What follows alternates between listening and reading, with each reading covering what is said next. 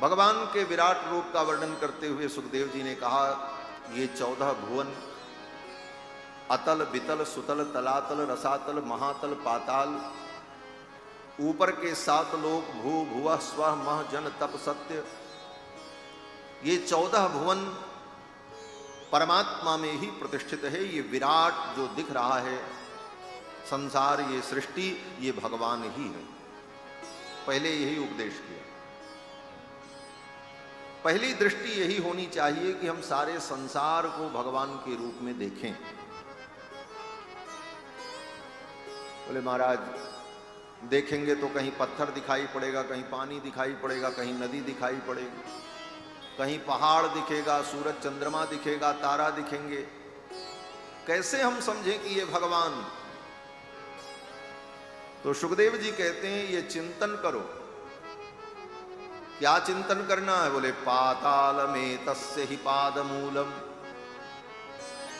नीचे का जो अंतिम लोक पाताल है वो क्या है? बोले भगवान का चरण है। ये चिंतन करो। पाताल में तस्य ही पाद मूलम, उसका नाम पाताल इसीलिए, लोग कहते हैं ना नीचे पाताल लोक है, तो पाताल का अर्थ क्या है? बोले पाताल का अर्थ होता है पाद तल। पाद तल, पाद माने चरण, और चरण का तल माने नीचे का हिस्सा। तो किसके चरण का नीचे का हिस्सा? बोले परमात्मा के, इसीलिए उसका नाम पाताल है। पाताल में तस्य ही पाद मूलम, और ऊपर का जो ब्रह्मलोक है वो भगवान का ब्रह्मरंध्र है। ये संपूर्ण सृष्टि भगवान में ही विद्यमान है। सूर्य को देखो तो ये भावना करो ये भगवान के नेत्र हैं। चंद्रमा को देखो तो ये भावना करो ये भगवान का मन है। अग्नि को देख करके ये भावना करो ये परमात्मा का मुख है। और ये केवल भागवत में नहीं, वेदों में इन सब सारे विषयों का वर्णन है। वेदों की ही व्याख्या तो श्रीमद् भागवत महापुराण है। सर्व वेदांत सारम ही श्री भागवत मिश्यते, निगम कल्पतरोर गलितम फलम, वेद रूपी वृक्ष का ही पका फल श्रीमद् भागवत महापुराण। तो वेदों में भी यही प्रार्थना की गई, चंद्रमा मनसो जातश्चक्षोः सूर्यो वजायत, श्रोत्राद वायुश्च प्राणश्च मुखाद अग्निर अजायत। ये सूर्य भगवान का नेत्र है, चंद्रमा भगवान का मन है, वायु भगवान का कान है, मुखाद अग्निर अजायत, ये अग्नि परमात्मा के मुख से प्रकट हुआ, ये अग्नि परमात्मा का मुख है। ये ब्राह्मण परमात्मा के मुख हैं, क्षत्रिय उसकी भुजाएं हैं, वैश्य उसकी उरु है, कमर है, कटिभाग है। पदभ्याम शूद्रो अजायत, उस विराट परमात्मा का चरण ही चतुर्थ वर्ण है। इस प्रकार संपूर्ण सृष्टि परमात्मा में ही विद्यमान है। ये भगवान का विश्व रूप है। गोस्वामी तुलसीदास जी महाराज भी इन भावों को अपनी पंक्तियों में वर्णन करते हैं कि चंद्रमा भगवान के मन से प्रकट हुआ, सूर्य नेत्र से प्रकट हुआ, बिछुड़े शशि रवि मन नयनन ते, गगन गमन गति तेरो। तो ये विराट परमात्मा का ही स्वरूप है। नदियों को देखो तो ये भावना करो विराट परमात्मा के शरीर की ये नाड़ियां हैं। बड़े बड़े पर्वत जो हैं ये विराट परमात्मा के शरीर की हड्डियां हैं। ये अनंत अनंत जीव उस विराट परमात्मा में ही विद्यमान है। इस प्रकार से ये संपूर्ण सृष्टि ही परमात्मा का रूप। अब यहां तो बड़े विस्तार से वर्णन किया।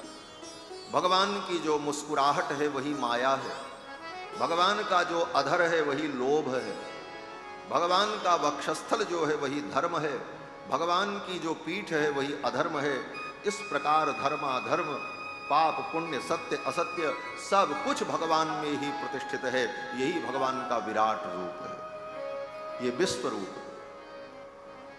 इसीलिए भगवान का पहला नाम क्या है? कथा तो आपको सब मालूम है, लेकिन हम सूत्र केवल बता रहे हैं। भगवान का पहला नाम है विश्व।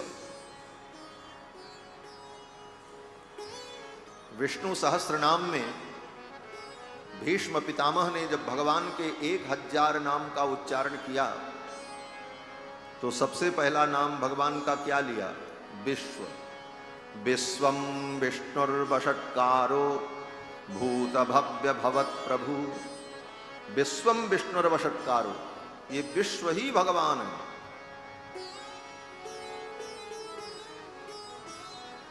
इसीलिए विष्णु सहस्त्र नाम में जब भगवान का ध्यान किया जाता है तो विश्वरूप का ही ध्यान किया जाता है। विश्वरूप इति ध्यानम, विष्णु सहस्त्र नाम का पाठ करते समय विश्वरूप का ही ध्यान किया जाता है। और वो विश्वरूप क्या है?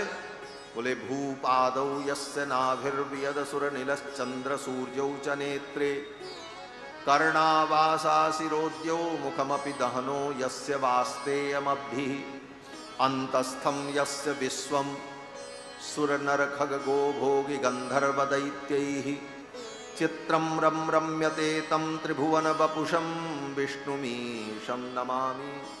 ये त्रिभुवन ही जिनका बपू है, विग्रह। तो भगवान के विराट रूप का वर्णन किया, फिर भगवान के सूक्ष्म रूप का वर्णन किया सुखदेव। सुखदेव जी कहते हैं बड़े बड़े योगी महात्मा अपने हृदय में भगवान के जिस रूप का ध्यान करते हैं वह भगवान की सूक्ष्म धारणा है। पद्मासन लगाकर प्राणायाम के द्वारा वायु का शोधन करके अपने हृदय के अंदर ही भगवान का दर्शन करना। प्रादेश मात्रम हृदये वसंतम, प्रादेश मात्र भगवान का स्वरूप जो हृदय में विराजमान है। वो रूप कैसा? बोले शंख चक्र गदा पद्म धारण किए हुए पीतांबर बनमाला विभूषित भगवान हमारे हृदय में। पहले विराट का वर्णन, फिर सूक्ष्म परमात्मा जो अंतर्यामी हमारे हृदय में है उसका वर्णन। अब इसका क्या मतलब हुआ? इसका मतलब ये हुआ कि जब तुम्हारी आंखें खुली हों और तुम्हारी आंखों से ये संसार दिखे तो इस संसार को भगवान के रूप में देखो, और जब आंखें बंद करके ध्यान करो तो अपने हृदय के अंदर भगवान को देखो। अर्थात आंख खुले तब भी तुम्हें भगवान का चिंतन हो और आंख बंद हो तब भी भगवान का चिंतन हो। इस प्रकार भगवान की स्थूल धारणा और सूक्ष्म धारणा, दो धारणाओं का वर्णन किया। इसके बाद सद्यो मुक्ति और क्रम मुक्ति का वर्णन किया। सद्यो मुक्ति क्या है? बोले सद्यो मुक्ति का मतलब योग के द्वारा भगवान का ध्यान करते हुए योगी अपने प्राण को अपने सुषुम्ना नाड़ी में ले जाकर के अपने ही प्रयास से शरीर का उत्क्रमण कर लेता है। उस योगी को तत्काल मुक्ति की प्राप्ति हो जाती है, सद्यो मुक्ति। क्रम मुक्ति, बोले क्रम मुक्ति, बोले उपासना करके कुछ कामनाएं अगर शेष रह गई तो तत्त लोकों में जाकर के उन लोकों में सुख को भोगते हुए प्रलय काल आने पर वह जीवात्मा पुनः भगवान में विलीन हो जाता है। ये क्रम मुक्ति। इसके बाद सुखदेव भगवान ने राजा परीक्षित को अनेक देवताओं की उपासना के विविध फल का वर्णन किया। सुखदेव जी कहते हैं, राजन, कुछ लोग इंद्र की आराधना करते हैं। क्यों? बोले हमारी इंद्रियां ठीक रहें इसलिए। इंद्रम इंद्रिय कामस्तु प्रजा काम प्रजापतिम। हमारी इंद्रियां ठीक रहें इसलिए व्यक्ति इंद्र की आराधना करता है। हमें पुत्र संतान की प्राप्ति हो इसलिए प्रजापति की आराधना करता है। प्रजा काम प्रजापतिम। प्रतिष्ठा की कामना से यज्ञादि कर्म करता है। देवी मायाम तु श्री कामः। धन की कामना के लिए माया देवी की आराधना करता है। इस प्रकार अलग अलग कामनाओं के लिए अलग अलग देवताओं की आराधना लोग करते हैं और तत्त फलों को प्राप्त करते हैं। और इसी में उनका समय बीत जाता है। जो कामनाएं प्राप्त होती हैं वो एक दिन नष्ट भी हो जाती हैं, क्योंकि वेदों ने कहा कि परीक्ष लोकान कर्मचितान ब्राह्मणो निर्वेदमायात नास्त्य कृतक कृतेन। श्रुति कहती है, वेद भगवान कहते हैं, क्या कहते हैं? बोले परीक्ष लोकान कर्मचितान, संसार के कर्मों से प्राप्त जो वस्तु है उसकी परीक्षा करो। क्या परीक्षा करें? बोले आप खेत में जाकर के खेती करते हो,